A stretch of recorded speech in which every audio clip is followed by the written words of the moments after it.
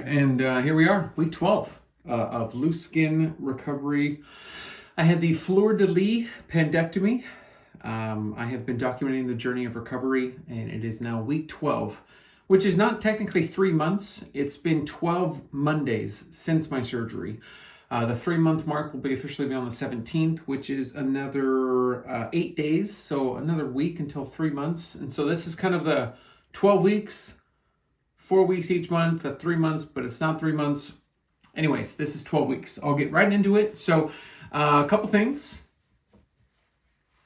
The stitch abscess is closed, which you can see here. This feeling itself is awesome. I've got a little pin size area that keeps coming back and forth. I think this is an ingrown hair. So one thing I will say off the bat as far as recommendation before surgery is try to get hair removal along this top side well before, to where no hair is going to be growing in this area for a long time. I'm not sure if it's a laser hair removal, because especially if you're having it pulled up, your stomach pulled down, having no hair for the potential of ingrown hairs is a really big tip.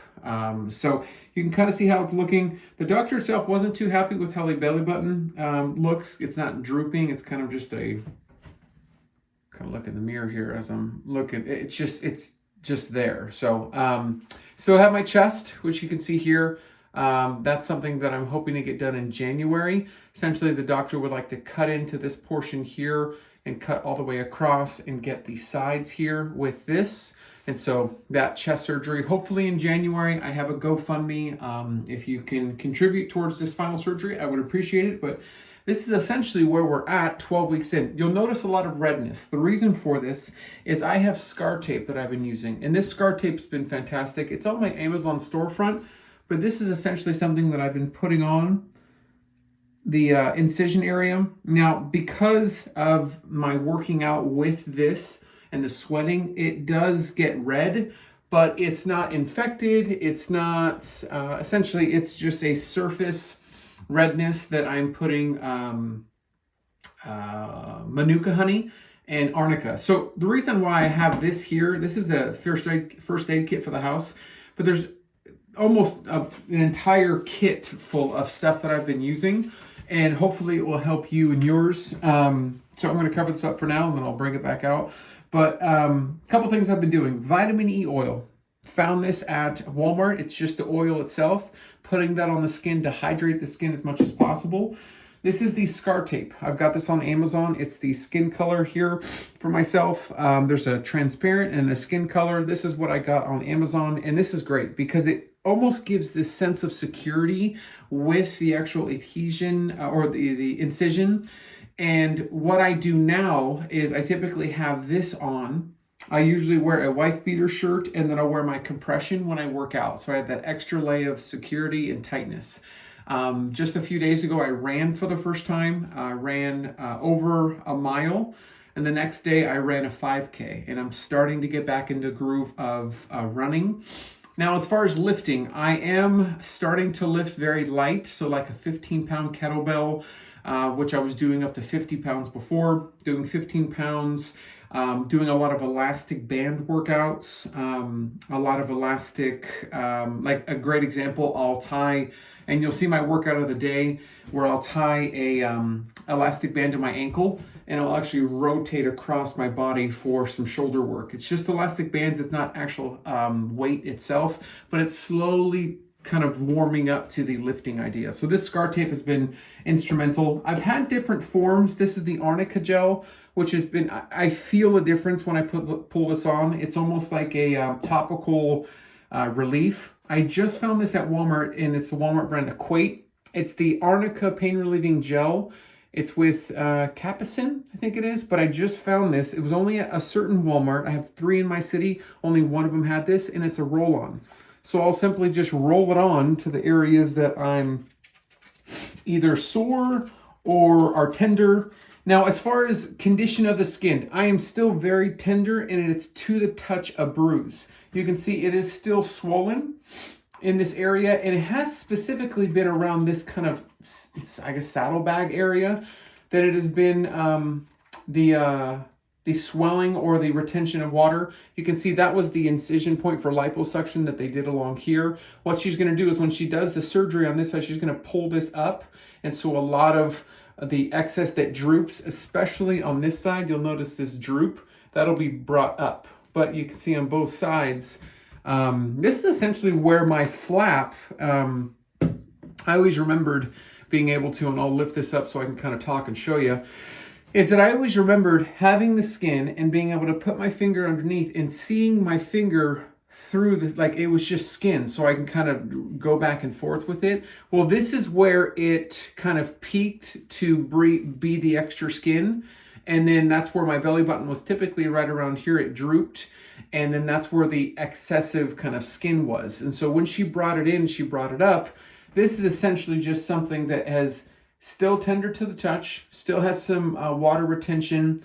Like, see that? Look, tender. That's tender. So liposuction areas are going to be tender and for quite a while. I'm 12 weeks in and I'm still tender to the touch.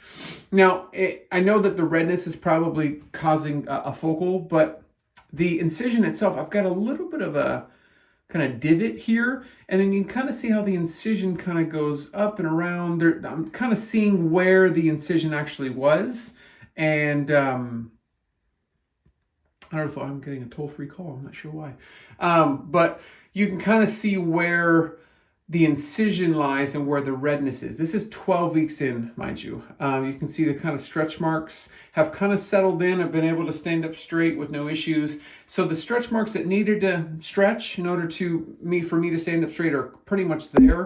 At this point now, a lot of my midsection and swelling is going down a little bit. You can kind of see a little bit of I see that formation, a little bit of, I usually was always able to feel, like right there, I can feel a little divot, like a divot where my abs are, but then this right here just gets super swollen and it just doesn't feel, this right here does not feel like it felt before surgery, to where I could feel right through it and feel the abs. I think this is still very, very swollen, and I'll probably likely see a big difference come 8 months into the journey. So the arnica roll-on, which I talked about, Manuka honey. This is something that many of you suggested, and it was actually very transformative for the wound open incision area. I'll actually apply it to some of this area as well, just as a topical ointment. The Manuka honey is great for the skin, and it actually helped really accelerate my healing. So Manuka honey, found this at Walmart as well. You can get it online, but I found it at Walmart. And then I've got this whole kit of just roll-on CBD, essentially just trying to bring some sort of inflammation down, just because I'm still very much inflamed. And then this, I actually got this from the doctor, Bacatrin. This is actually something that worked tremendously better than Neosporin. Neosporin did nothing. It was the Bacatrin that was really helpful. So I'm going to have these extra that I'm going to not use. The only thing that I've got here that I'm using for topical Band-Aids now are these little small tiny ones. And I'll actually put that on this area right here. It's almost like it's closed, but there is still like a pin-sized hole. And I think that's due to an ingrown hair. So I'm hoping it'll grow out. I'm hoping it'll close. It's kind of a wait and see, but I'm doing what I can to cover it up and nurse it as much as, oh, it didn't even get on there. There we go. And so there's the pin-sized hole. I'll typically apply the scar tape right over it. I just took a shower, so I'm going to actually wait on this just so it dries. This area dries a little bit more, but 12-week update. Feel like I've been ranting. Sorry about that.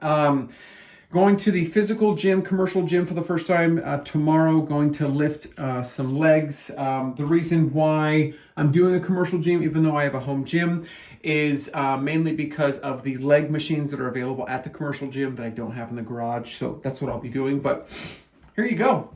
That's where we're at. 12 weeks in. Been able to run. Now the running has been mainly because of that scar tape that I've put over it. On top of the scar tape, I would put a wife beater, essentially just right over it, and then I'll put that white compression garment that I got from the hospital right over it. It does accentuate my chest that isn't done, that I can't wait to get done, because now this is very much accentuated with a flatter stomach. But that's essentially the tightness, the security that I feel to be able to work out and do stuff like that. So this is where we're at 12 weeks in. Liposuction hole. You can see where they got some liposuction, and then where there's still a little bit of it remaining, maybe some fat that's still there. But I'm just starting the workout journey, planning to get in the best shape of my life, visible abs. Of course, I'm going to have to wait, because once this actually gets taken care of and brought up, then I'm actually going to be able to be cleared to work out without the waiting of a future surgery. And again, they're going to be pinching that up, and then I'll be done. I don't think, and I think I can actually be okay with this. I can work on this, but I don't know where truly I'm going to be until the swelling and the water retention subsides.